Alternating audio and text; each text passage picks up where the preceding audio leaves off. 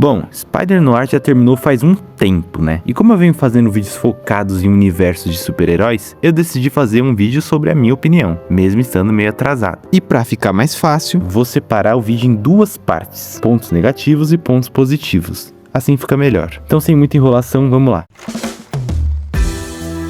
Vou começar logo nos negativos para a parte negativa do vídeo já passar. O primeiro e maior ponto negativo dessa série são os vilões. E quando eu digo vilões, eu me refiro aos principais, que são o Cabelo de Prata, o Flint Marko, o Lone Lincoln e o Megawatt. Pra ser justo, o Cabelo de Prata não é tão ruim assim. Só é aquele líder de máfia genérico. Mas o Brendan Gleeson é um ator muito foda, então ele segura o personagem mesmo sendo bem genérico. Agora, os outros três não dá. Vou falar em escala, vai do menos ruim pro pior. O Flint Marko, que com certeza a pior coisa é o seu design, não dá. O cara é pra ser o Homem-Areia e fica só com aquele bracinho dele de areia. Chega a ser risível. Eu sei que não dá pra esperar dessa série, que tem um orçamento muito menor, algo gigantesco. Mas puta que pariu, não tem como defender esse visual dele não, velho. Mas pelo menos ele tem o arco com a Cat, que é bem feito, você compra o romance dos dois. Agora uma coisa que eu não entendo, já que o objetivo dele no final era tomar o antídoto,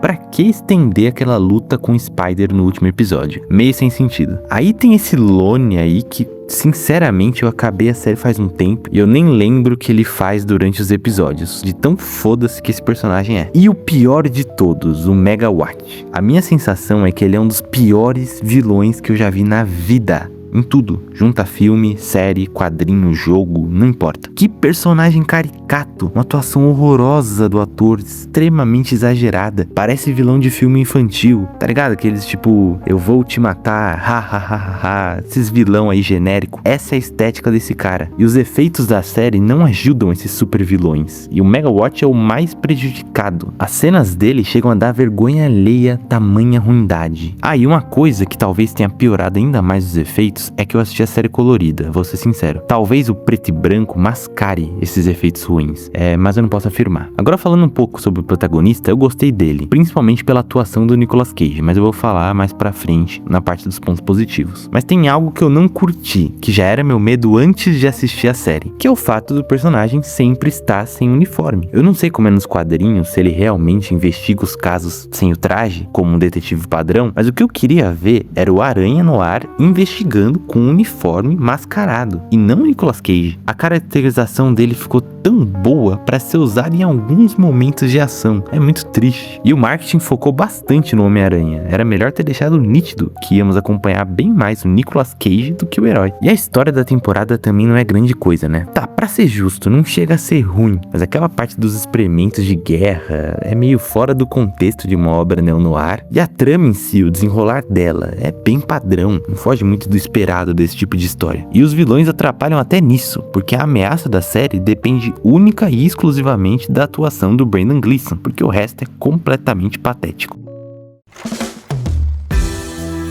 Sem grandes mistérios, né? O principal acerto da obra é a sua estética no ar. Nisso, os caras mandaram demais. Como eu disse, eu não assisti em preto e branco, mas é quase certeza que ficou até melhor do que colorido. Mas não se enganem, colorido a série ficou maravilhosa, véio. Realmente souberam dirigir a parte artística. As cores são lindíssimas, melhor que muita obra por aí. E no nicho de super-herói, uma das melhores dos últimos tempos, né? Esse nicho dos super-heróis vem cada vez mais ficando cinza, sem cor. E eles cumpriram toda a checklist de uma história nesse estilo. Um protagonista que é um detetive, muitas vezes em queda na carreira, uma femme fatale que sempre é de se desconfiar, um vilão mafioso, uma estética nos 30 e uma trama que tem como seu principal fator a investigação. E a parte estética é tão boa que dá vontade de reassistir a série inteira só por causa disso. Inclusive vai ser muito difícil alguma outra produção conseguir emular tão bem o estilo da época que nem essa. Os personagens do Ben, digamos assim, ou ambíguos, são bons também, com destaque pro Ben Reilly e pra Cat Hardy, que com certeza são os melhores. A Cat cumpre todos os requisitos de uma femme fatale, e ela é bem imprevisível, o que é impressionante em uma série completamente previsível. A atriz manda muito bem e você compra a ideia dela como uma personagem desconfiável. Ela também consegue o que quer e mata o Cabelo de Prata em uma cena meio Cavaleiro das Trevas, numa sala sala cheia de espelhos. E eu gosto que, se você parar pra analisar, o final dela meio que foge do clichê, porque ela realmente termina lá com Flint e Marco. A gente, como telespectador, podia pensar,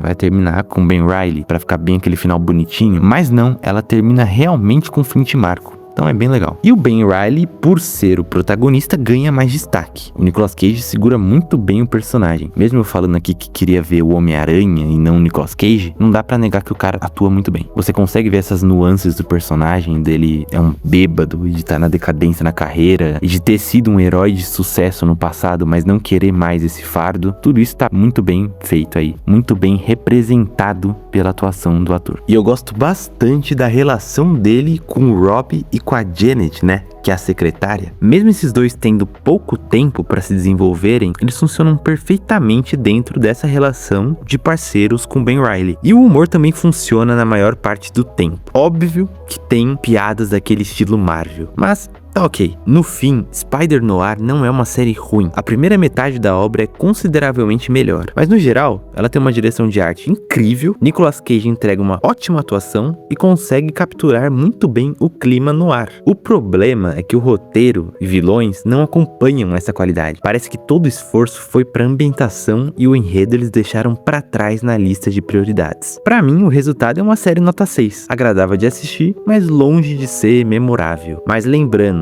essa é só minha opinião. Para quem assistir esse vídeo, deixe a sua nos comentários. Mas é isso aí, valeu!